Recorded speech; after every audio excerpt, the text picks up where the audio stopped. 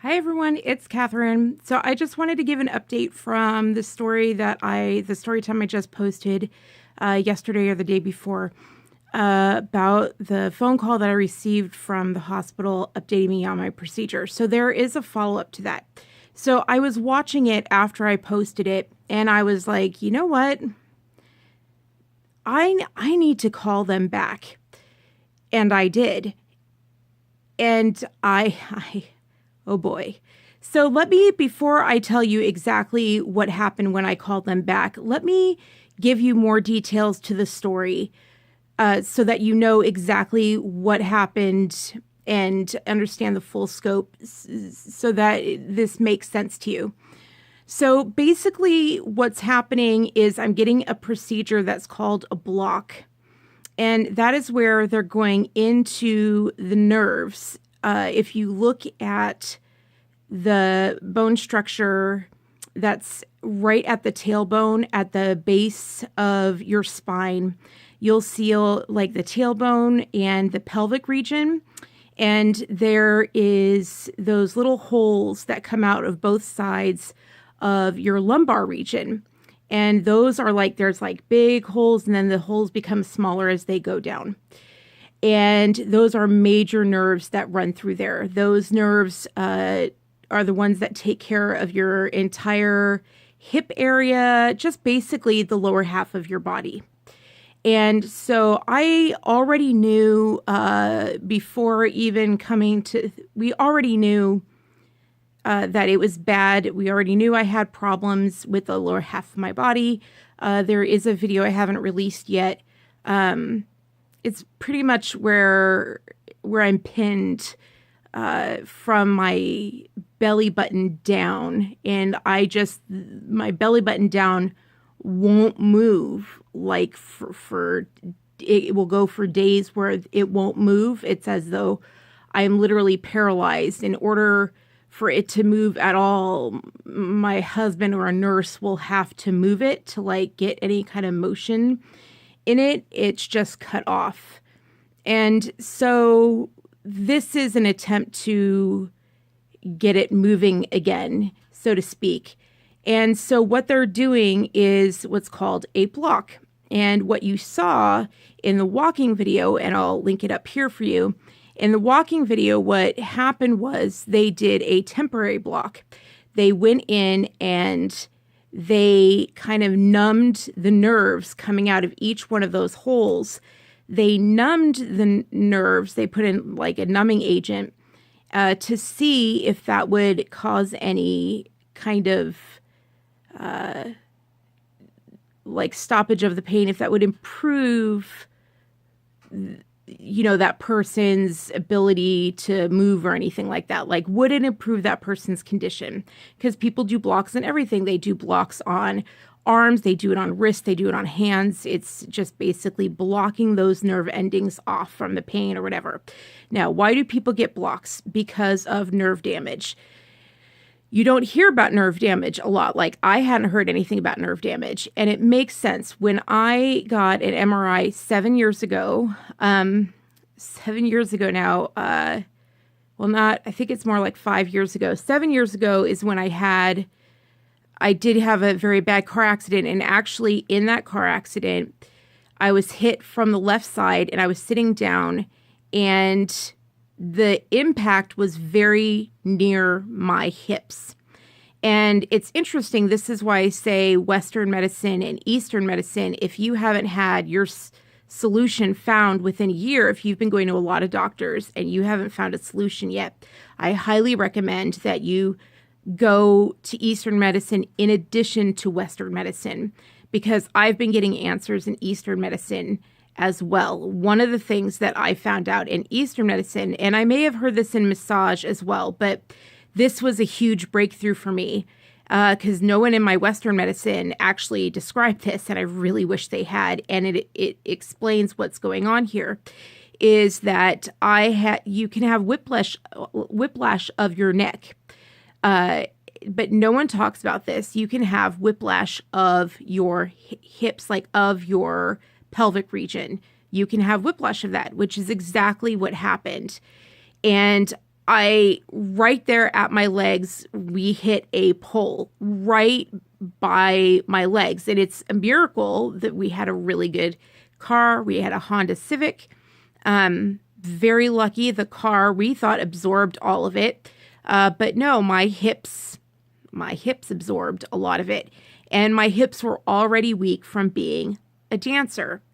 The dancing that I did is literally, well, not the dancing that I did. No, the dancing that I did.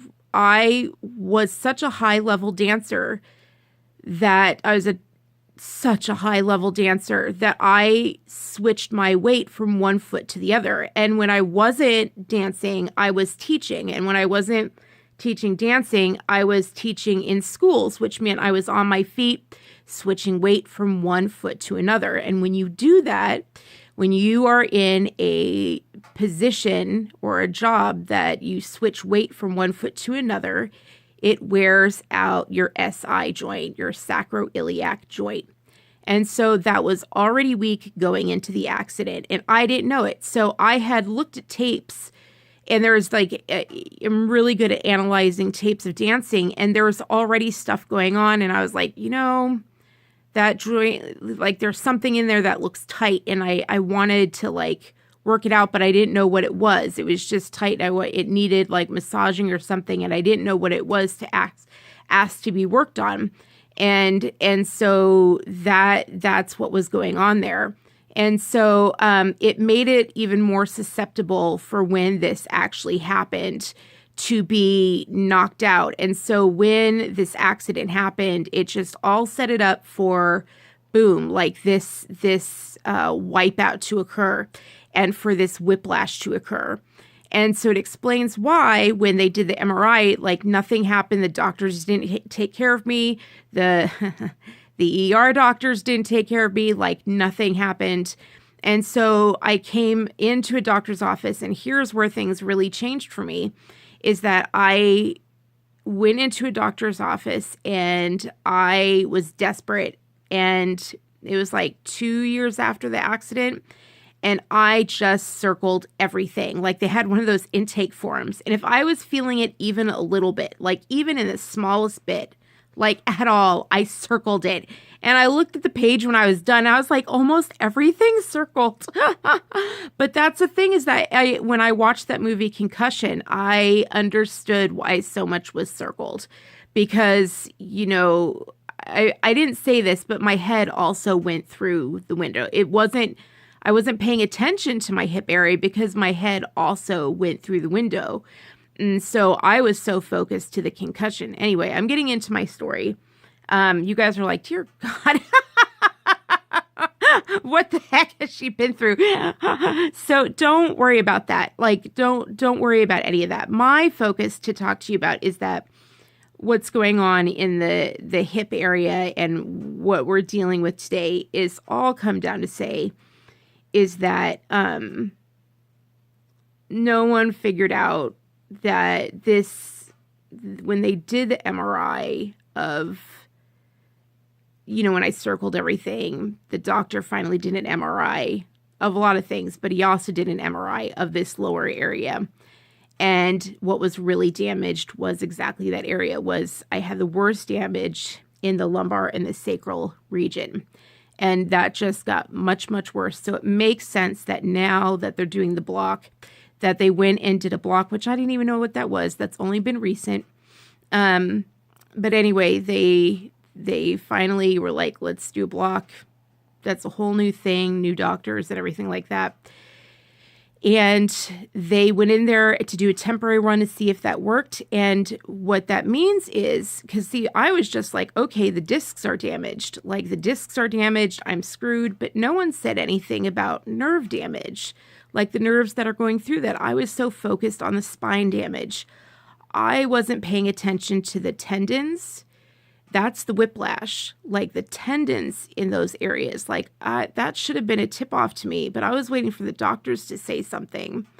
But this is just the thing. If your spine is damaged, that's going to be a tip to you that probably the tendons are damaged in that area and that the nerves may be injured in that area. I'm not a doctor. I'm just saying that it makes sense to me now. Looking back, I'm like, oh, all this makes sense. And that's what we're dealing with now, is that I have nerve damage, and that's why the pain is so bad, is that the nerves were severely injured in that accident. And that's what's been causing a lot of this, because that block was successful. They do a temporary one to see if, hey, is this the problem? For me, when I got up and walked after the temporary block, that meant, yeah, it was successful for me. Now, so what does that mean? This procedure that I'm going into is what's called a cold fusion and block. And what that means is that they're not going in there and just numbing it. They're actually like burning the nerves off, which sounds scary, which is why I am scared, because they're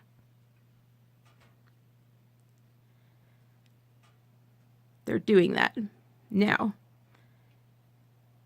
But it can last for 6 months to a year, you guys. It can get the results that you saw before, and it can last 6 months to a year, but it's such a big procedure. Okay, so anyway, the nurse called to give me the checklist. And here's the thing, you guys, is that, like, when they do these things leading up, like when I was on the thing for the block, and not only that, but when they were doing the injections, like my area is so bad on both sides, because I need it on both sides. Most people just need like one side. I'm bad on both sides. Like both sides are severely damaged.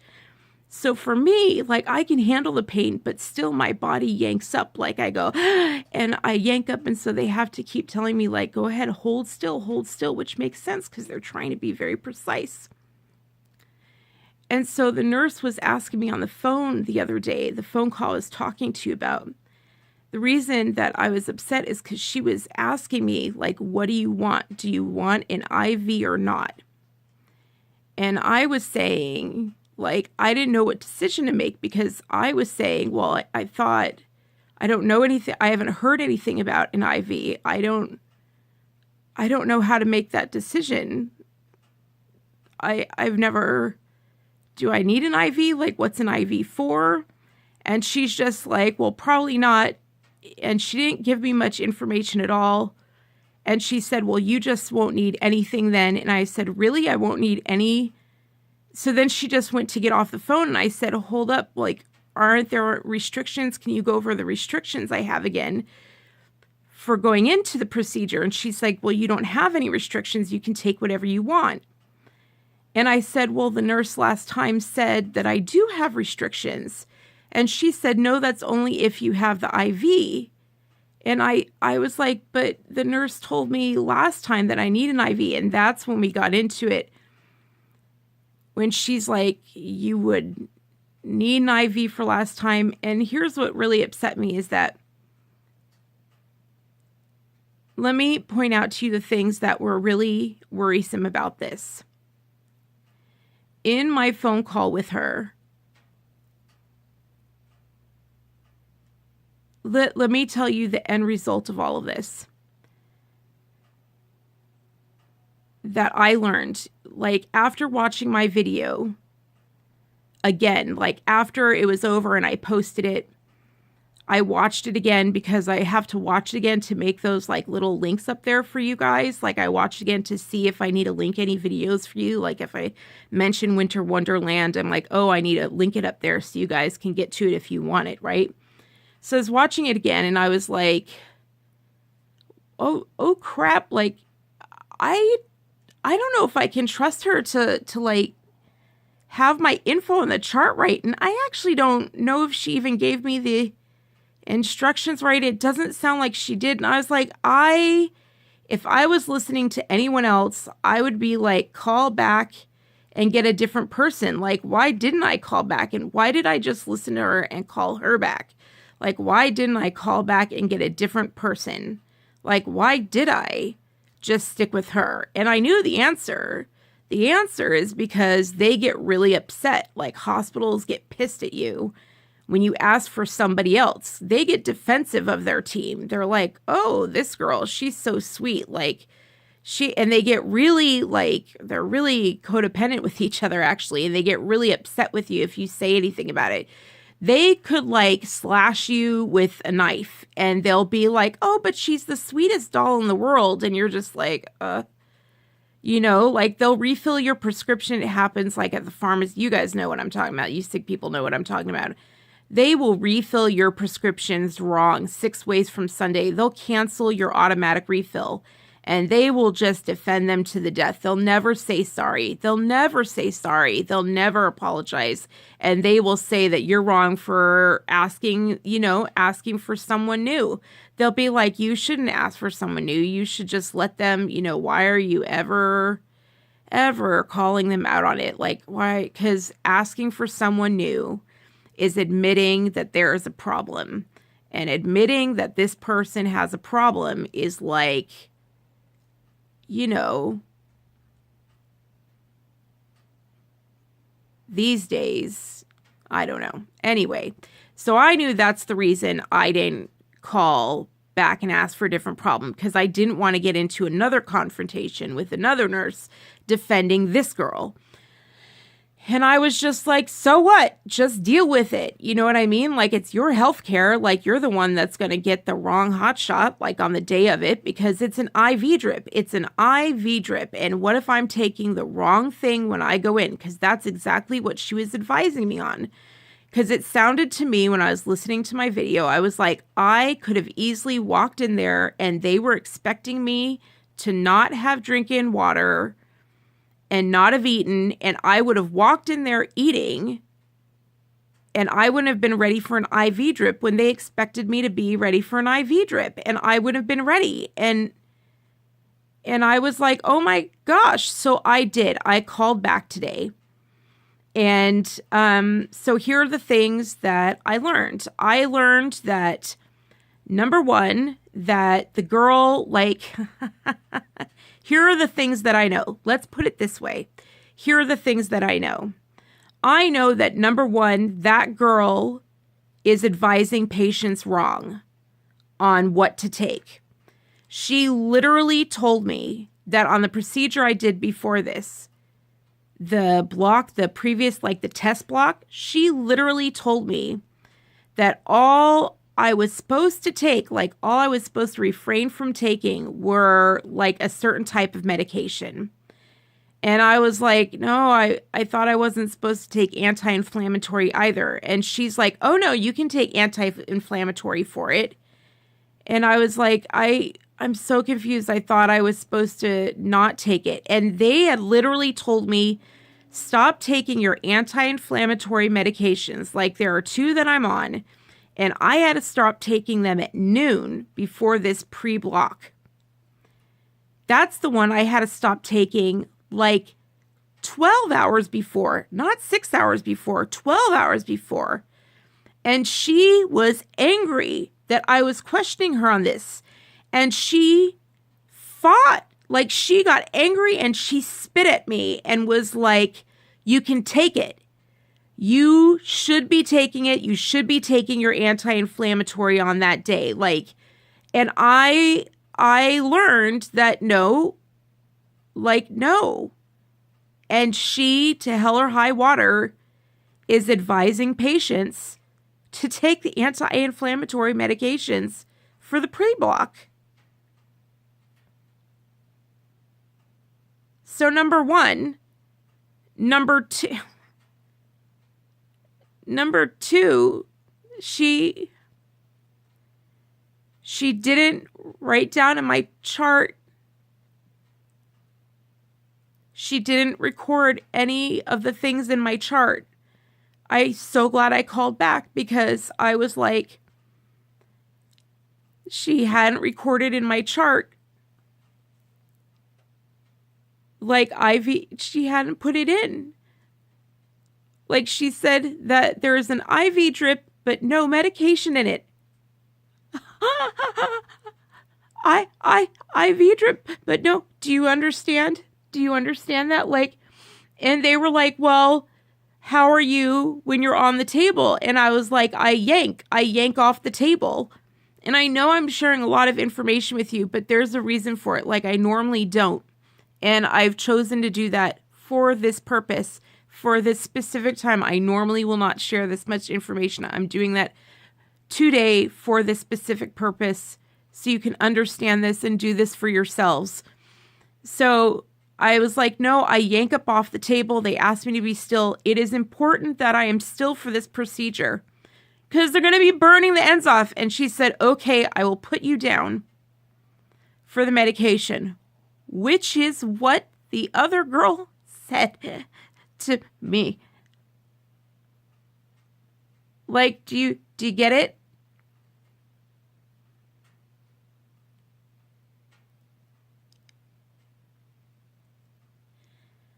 When you have red flags, listen to them, call back. If they're argumentative, oh well. And I'm going to share with you like the greatest piece of advice I could ever share with you. Like, I watched this amazing Dr. Phil episode recently called Girls Gone. It was like last Friday. I think it was December 9th of 2017. And like, they had a girl, their teenage daughter had gone missing. And the police lied to them about the investigation they were doing. They were not interviewing anyone, and they said they were investigating it. And they said they were interviewing all these people, numerous occasions. They were recording it, how often these police said they were interviewing all of these eyewitnesses. And the police hadn't interviewed any of them. They had to hire their own investigators, their own private eyes. 8 months into the investigation, and finally it came out that the police had lied and hadn't done any of it. And when it came out, the police got fired, and they went to the people above those police. And then, and only then, when they went to the people above, then the police below got let go, and the police above, like one rank higher, took over the investigation, and then progress got made. But that was 8 months after the girl had been gone. And there were eyewitnesses, they had drawings, they had everything. Do you know what I'm saying? Like, it was a very good they had so much more than a lot of people do. And like, they had entered the wrong phone number to do the pings. They did all these things wrong with the investigation. And they did something late. They did something 8 months into the investigation that I would have done right away because of a piece of advice someone gave me that I'm going to give to you that I should have used. And I didn't. This is gold I'm going to give you right here. This is gold. And I'm going to ask that you pay it forward.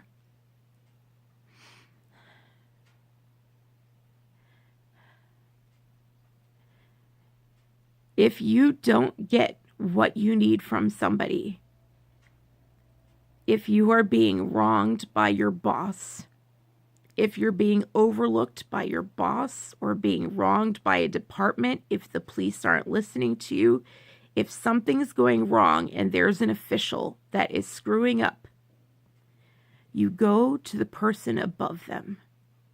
And if they don't listen, you go to the person above them. And if they don't listen, go to the person above them.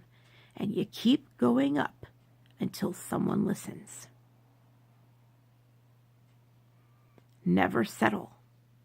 Never settle for the person you've been given. Always step it up. And you just keep stepping it up until you get what's yours. Health, happiness, and love, everyone. Please pray for my procedure.